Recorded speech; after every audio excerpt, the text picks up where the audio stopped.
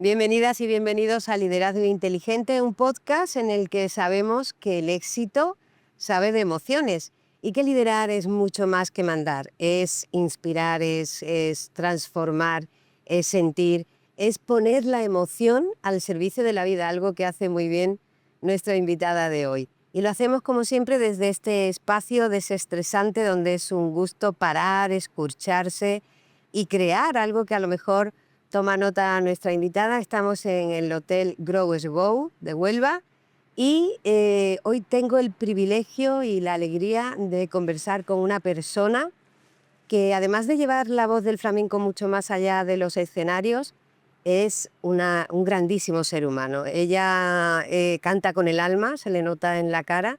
Ella investiga, e investiga con rigor. Ella es docente y enseña con el alma y se atreve siempre a cuestionar todo lo establecido. Por eso me encanta. Es una de las grandes renovadoras del flamenco actual.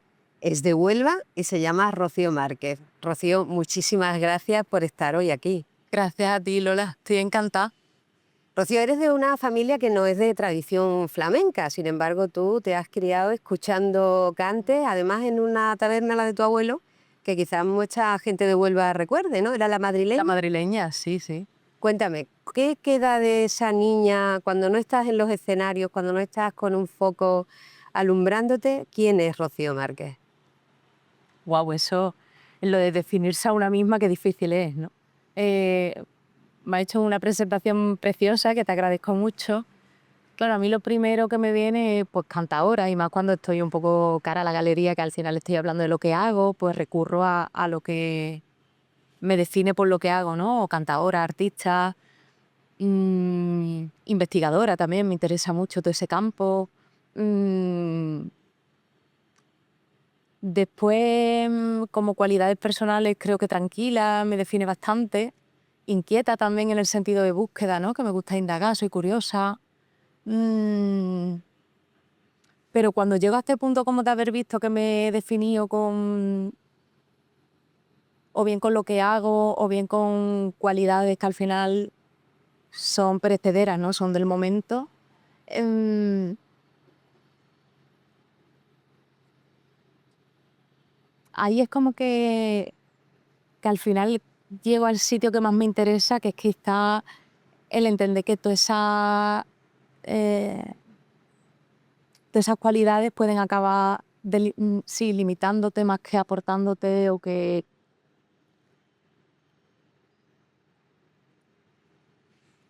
lo que somos está mucho más allá de todo esto, que al final es la dificultad de expresarnos con la palabra y la importancia también del silencio. Últimamente estoy muy en esa, ¿no? En intentar dejar espacio, intentar no contestar con cosas que ya tengo como muy manías, o que ya he dicho mil veces y que al final me acaban limitando. Mm, bueno, entonces casi que prefiero dejar la pregunta un poco más abierta y decir, parece que todos estos adjetivos o que estas cuestiones tienen que ver conmigo en este momento, pero también como muy abierta a que pueda venir por otro lado la peli, sabiendo que lo que todos somos en el fondo y en esencia pues va mucho más allá de lo que hacemos, del cuerpo físico, del cuerpo emocional, del cuerpo también mental incluso, ¿no? Qué bonito. En tu historia se cruzan el flamenco, el piano, la docencia, la investigación, pero ¿cuáles son los valores esos que están en todas las cosas que tú haces? ¿Qué es lo que para ti es irrenunciable?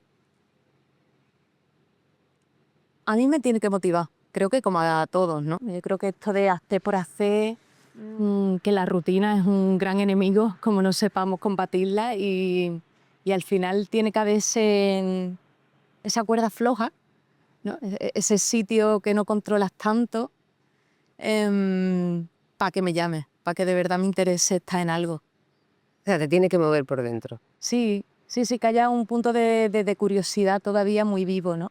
Yo creo que eso, que la repetición, y a veces cuando está el componente de mostrarte cara al público, pues nos puede saltar el control para que lo que vaya a resultar pues sea más perfecto, o esté más medido, o esté más controlado, ¿no? La sensación de control, creo que nos lleva a sitios muy repetitivos y yo intento huir de ahí. Entonces, Anda que no se te nota, ¿eh? En tu evolución artística, si algo has demostrado en los últimos años es que quieres controlar poco, estás constantemente experimentando. ahora mismo es lo que me está llamando, sí, en todos los sentidos, ¿no? O sea, a nivel artístico, al final lo que hacemos en un escenario no es más que una cara más a lo que me preguntabas antes, ¿no? De qué tenía que ver conmigo, al final es una cara más de lo que soy. A mí me interesa mucho verlo todo de una manera global, o sea, que al final las limitaciones que tengo como cantadora son las mismas que tengo como persona, igual que las cualidades que tengo como cantadora son las mismas que tengo como persona, y eso es interesante, pues te da mucha información, ¿no? Porque de repente puede acercarte a la voz desde otra percepción muy distinta, ¿no? Entonces, para ti, ¿qué es vivir así como tú vives entre la raíz y la vanguardia? Esa inquietud constante, ese... Claro, para mí es que no hay otra manera. Es como sí, el amplio espectro donde podemos construir lo que venga, ¿no? Me parece como también la única manera de estar presente. Tiene que ver con lo que hablábamos antes de salirnos de la repetición simple, ¿no? Y de permitir que puedan salir otras cosas, pero realmente en esas otras cosas no puedes controlar tanto, no puedes, sino que simplemente fluye. vas buscando, hay días que estás más fluida, hay veces que estás menos, y tienes que aceptar también eso, ¿no? Que creo que es lo difícil, ¿no? Pasa también en una entrevista. O sea, si yo vengo pensando lo que de hecho he estado, ¿no? En esa duda de decirlo, me leo las preguntas para darla como más perfecta y después he dicho, es que en la imperfección a lo mejor muchas veces hay más verdad, ¿no? Y que se me vea cuestionándome cosas que digo, ostras, pues esto es que no sé bien ni lo que pienso. Pues que me parece interesante también, ¿no? Porque si no, al final es que no nos lo creemos ni nosotros lo que estamos diciendo, lo que estamos haciendo, ¿no? O sea, entrar en ese espacio de incertidumbre, para mí ahora mismo está siendo vital. Qué bonito porque eso es un gran reto de la inteligencia emocional, es decir, el ser capaz de tolerar la incertidumbre y encontrar ese crecimiento en lo que no te es cómodo, ¿no? Eso es importantísimo, así que bueno, es un ejemplo el tuyo porque cada vez estás más grande en los escenarios, ¿no? Gracias. Tú has hablado muchas veces de la importancia, porque todo tu trabajo en general, y más ahora que te he estudiado un poquito más, antes te disfrutaba como oyente, ahora he estado investigándote y creo que la emoción tiene mucho que ver en todos tus trabajos, ¿no? Es como está de fondo y, por ejemplo, en tu proceso creativo entiendo que tienen que tener mucho peso, ¿no? Porque la importancia de la honestidad y de dejar morir un proyecto para hacer otro es algo que he leído en entrevistas tuyas, ¿no? ¿Cómo es ese proceso? ¿Cómo desde la emoción, cómo te construyes tú para o te deconstruyes para abordar un nuevo trabajo? Bueno, lo bonito es que al final, como es algo que va cambiando, en cada proyecto se da de una manera, ¿no? Entonces, igual que ha habido propuestas em, que incluso han sido simultáneas en el tiempo y he podido tener a lo mejor repertorios distintos durante años caminando. Recuerdo que, por ejemplo, tuve una crisis gorda y dije, vale, paro lo que había hasta ahora y como que empiezo de nuevo, ¿no? Que fue justo antes de Tercer Cielo. Mm, entonces, para mí tiene mucho que ver con intentar respetar lo que sienta en cada momento, ¿no? Que no tiene por qué ser lo mismo lo que sentí hace 10 años, de hecho no va a ser lo mismo nunca, ¿no? Aceptar eso, nuevamente la incomodidad del no control y a partir de ahí, fíjate que a mí me gusta mucho la idea de esto de, que está muy dicho ya, ¿no? Pero esto de ser canal, ¿no? De entenderse como canal, o sea, que la obra no la estás haciendo tú, sino que viene a través tuya, ¿no? Y cada vez estoy más convencida de esto. Y creo que para que eso ocurra y para que no haya bloqueo en los procesos creativos, es bastante importante, es principal, mm, estar en tu centro. Y para estar en tu centro, pues significa saber sostener lo que venga, ¿no? Y a nivel emocional, que aquí habláis mucho de la inteligencia emocional, creo que al final en la vida tiene un peso fundamental el saber sostener lo que viene, ¿no? Más que esto me gusta, esto no me gusta, voy a ir por aquí. Yo quizá en otros momentos de mi vida he estado mucho más mental en eso, ¿no? De decir, vale, pues más estratégica, ¿no? Más estratega. De, pues voy a hacer esto, tal, me parece que el orden sería este o me va a beneficiar más si hago esto y después esto. Y ahora mismo no estoy para nada en esa. Y he aprendido mucho, ¿eh? En todo ese camino y lo agradezco y me ha servido y creo que me ha llevado a sitios interesantes. Pero ahora mismo no me siento tanto ahí, sino que es más, pues, lo que me está atravesando en el momento. Si me apetece compartirlo, compartirlo, ¿no? Tampoco obligarme. O sea, creo que también hay veces que los artistas tenemos como una necesidad permanente de... Hay un ensimismamiento que no sé hasta qué punto nos aporta, ¿no? Que creo que hay que coger un poquito de perspectiva, dejar de identificarnos tanto, como te decía antes, con lo que pensamos, con lo que sentimos, con lo que hacemos. Dentro de toda esa importancia que le das a la emoción en tu proceso creativo, hay un trabajo que a mí me llama especialmente la atención porque me interesa mucho la parte del duelo, que es himno vertical, Ujú. ¿vale? ¿Cómo gestionas esa vulnerabilidad y el duelo como motor artístico? Para mí es curioso porque no es algo...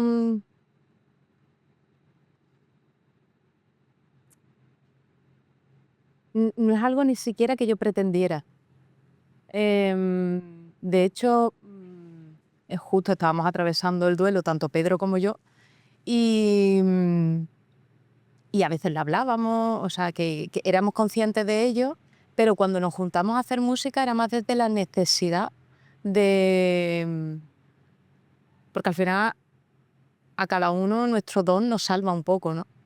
Entonces, la intención que teníamos él y yo cuando quedábamos no era más que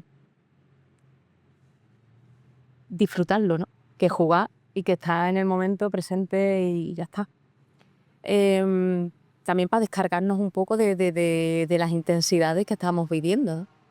Em, y fue súper bonito porque fue apareciendo realmente, ¿no? Y además de una manera muy rápida. En un mes prácticamente estaba el disco, que eso a mí no me ha pasado nunca, ¿no? Y hablándolo con Pedro, claro, decíamos, realmente ha salido en un mes, pero llevábamos pues ya un año y algo, como eso se estaba macerando, ¿no? De una manera más o menos consciente, pero al final las lecturas que estábamos haciendo de manera... eh, no es inconsciente, pero bueno, que lo tomas como algo Un proceso. arbitrario, como algo de, bueno, pues me ha interesado este libro, o me ha esto, y al final todo forma parte de algo que tiene sentido, ¿no? Muchas veces la improvisación es parte de tu proceso creativo. En varios de tus trabajos ha sido así. ¿Cómo se conecta esa improvisación con la disciplina artística necesaria? Bueno, yo nunca había trabajado con la improvisación como trabajo con el himno vertical, realmente.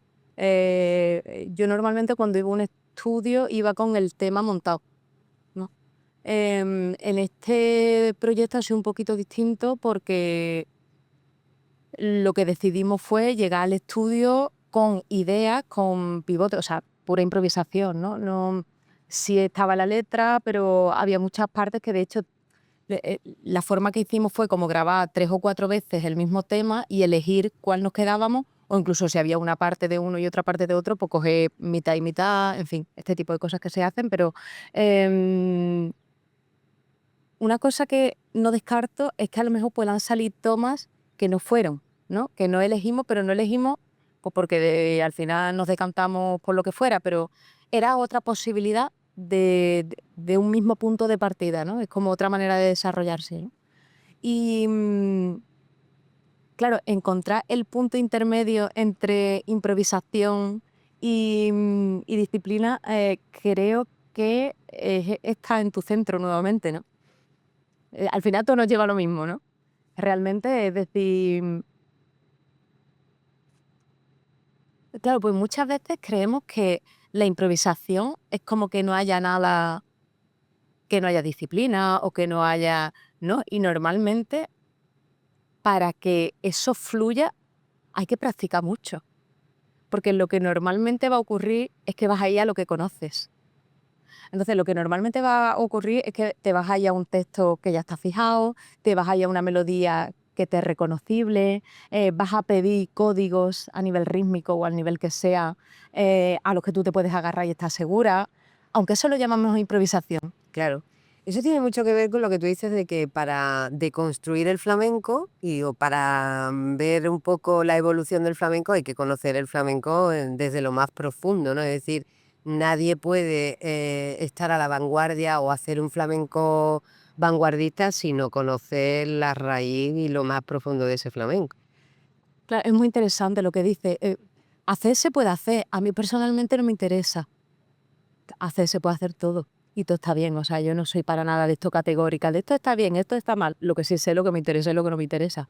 Em, en el flamenco, es que, por ejemplo, ¿no? El hecho de quedarte en una capa un poquito más, quedarte en una perspectiva más superficial y es como decir, vale, pues al cante que ya me sé, con la letra que ya me sé, con la melodía que llevo haciendo toda mi vida, en vez de meterle percusión flamenca, meterle cajón o meterle, le vamos a meter ahora un subgrave con electrónica, es una opción. Sí, me interesa. No.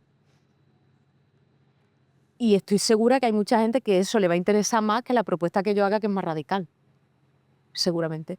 Tiene que estar todo, ¿no? Yo creo que eso es algo bonito, entender que al final, cuanto más se amplíe la manera de percibir, más rico es el propio género, ¿no? Ahora hablando del flamenco, aunque sería extensible a cualquier cosa. Em, lo que sí también, cada vez intento respetar más lo que a mí me interesa, ¿no? Porque si no es muy fácil perderte, ¿no? En nada más que pongas un poco el foco fuera y empieces a ver qué es lo que se lleva en el momento, porque hasta al final hay unas corrientes, hay unas modas, en lo mainstream, pues todos somos conscientes de qué es lo que funciona, ¿no? Y ahí es difícil, nuevamente, si no estás muy conectado con tu centro, si no hay un trabajito ahí un poquito más consciente, creo que es muy fácil y un poco al soque más caliente y estás más perdida que el barco la roa, ¿no? Claro. Yo lo que veo desde que hemos empezado a hablar, Rocío, es que tu trabajo artístico, tu propia vida, se está rigiendo por la autenticidad. ¿Puede ser? Es procurarse lo más honesta contigo. Mm.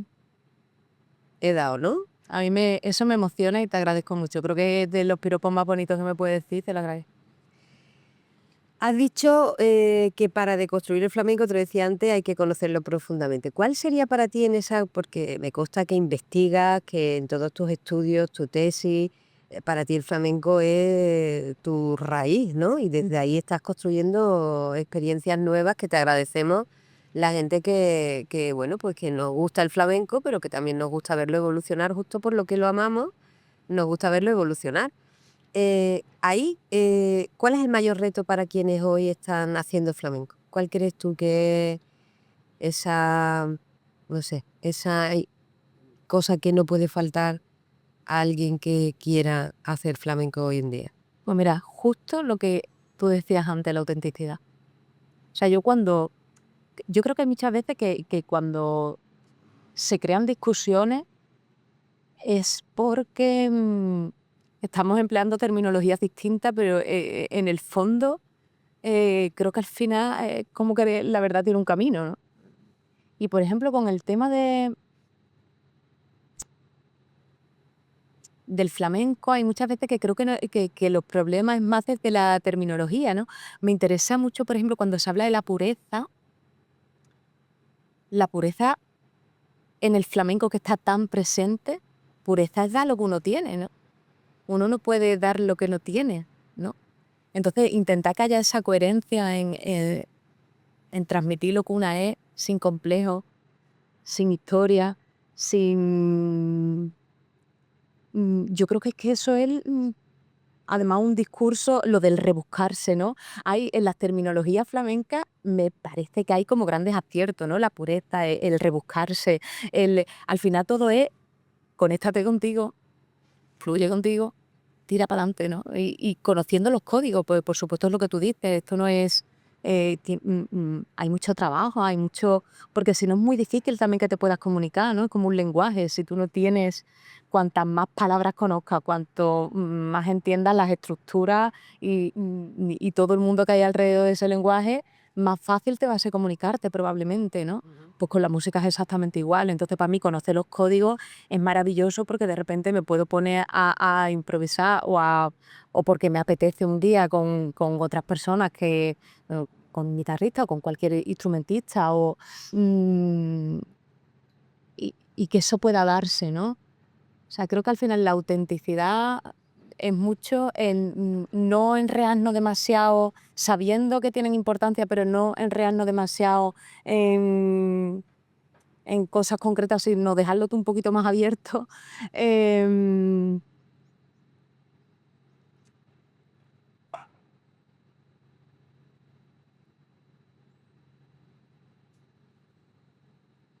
Me resulta a veces un poco complicado, ¿no? Porque es como que digo algo y a la vez estoy pensando lo que se puede entender como contrario. Entonces, no sé, nuevamente en el sitio en todo lo que da la palabra puede volverse todo más complejo, ¿no? Yo creo que al final, si estamos más conectados con el sentir y no estamos tanto aquí simplemente permitiendo que esto esté, ya, ya va a darse, ¿no? Ya. Ya va a darse algo interesante.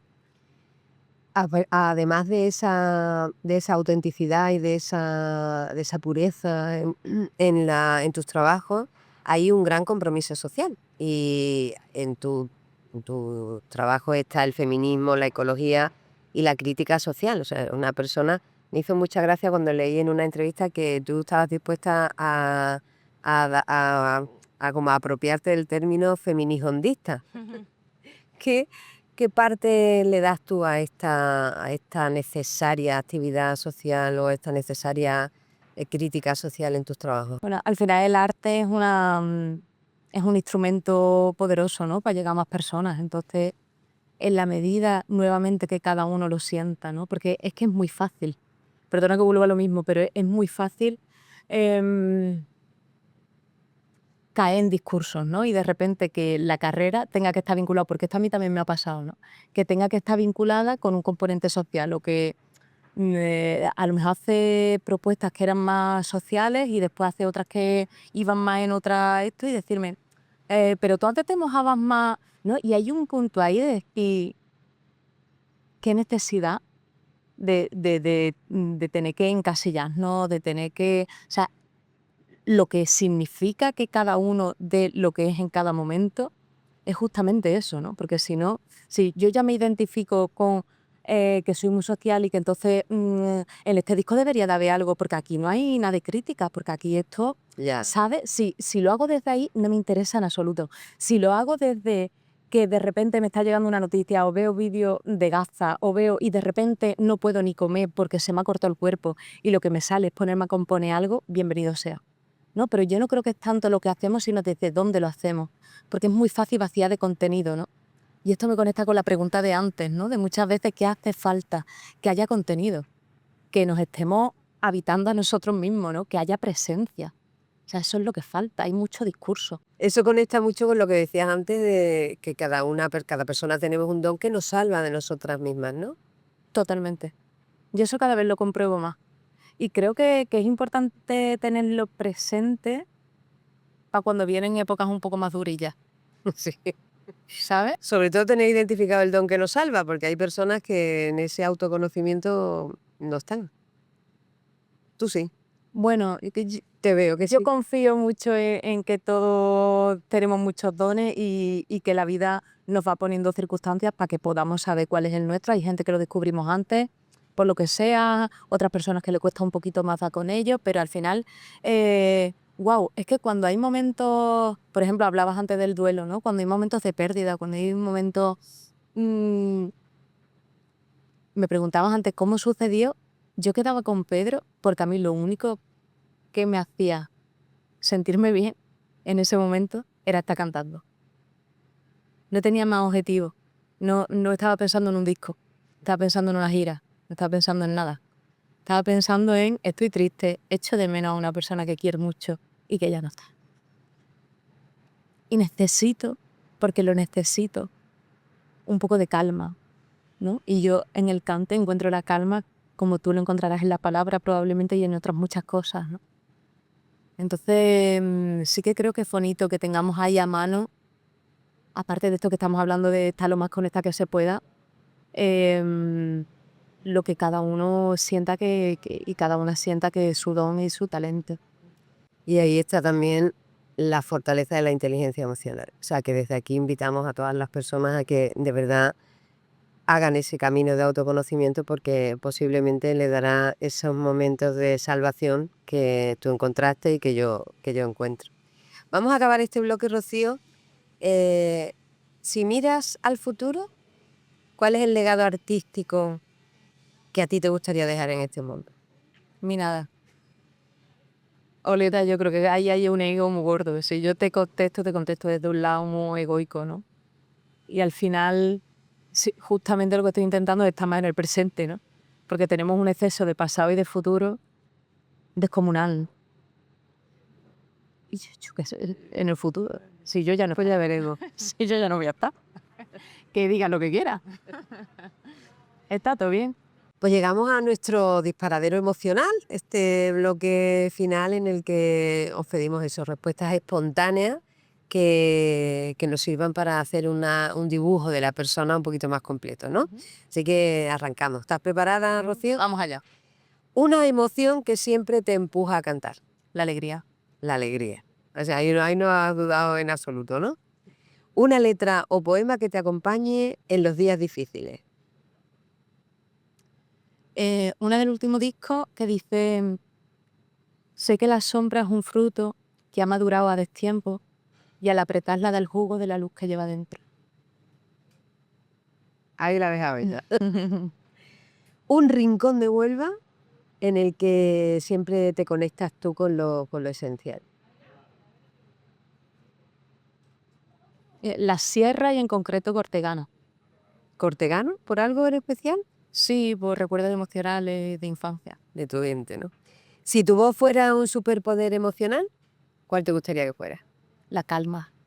O sea, cuando tú cantes, la gente se calme. Sí. Yo creo que o en este momento de mi vida yo lo pongo en el top. Para mí la calma, la paz, no hay nada por encima de eso. La serenidad, el centro. Si tu manera de liderar a través del arte fuera una comida, ¿cuál sería y por qué? Me encanta eso. Pues mira, creo que el jamón. Porque es un solo elemento, es como muy básico, pero tiene que salir bueno. Y tiene un proceso largo de cariño, De maduración. y de cuidado. Muy bien. Bueno, ¿y una canción que siempre te pone de buen humor? Ay, me gusta hay muchísimas, ¿no? Pero una de Kiko Veneno, esta de Volando Voy, me encanta la parte esta de enamorar de la vida aunque a veces duelan. Me parece que es una frase que resume bastante el juego. Qué bonito.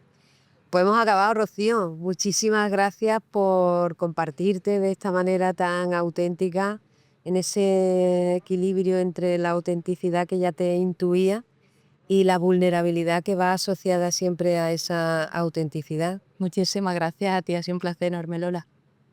Y muchísimas gracias a nuestro patrocinador, ProWest Go, que nos permite una vez al mes inspirarnos pues, con personas que ya lideran desde la emoción. Y muchísimas gracias a ti que nos estás viendo, a ti que nos estás escuchando. Ojalá te estemos inspirando un poquito para liderar desde esta otra cara, desde la autenticidad, desde la emoción, desde la franqueza, desde la humanidad. Si nos echas de menos hasta el próximo capítulo, estamos en lolapelayo.es. Nos vemos.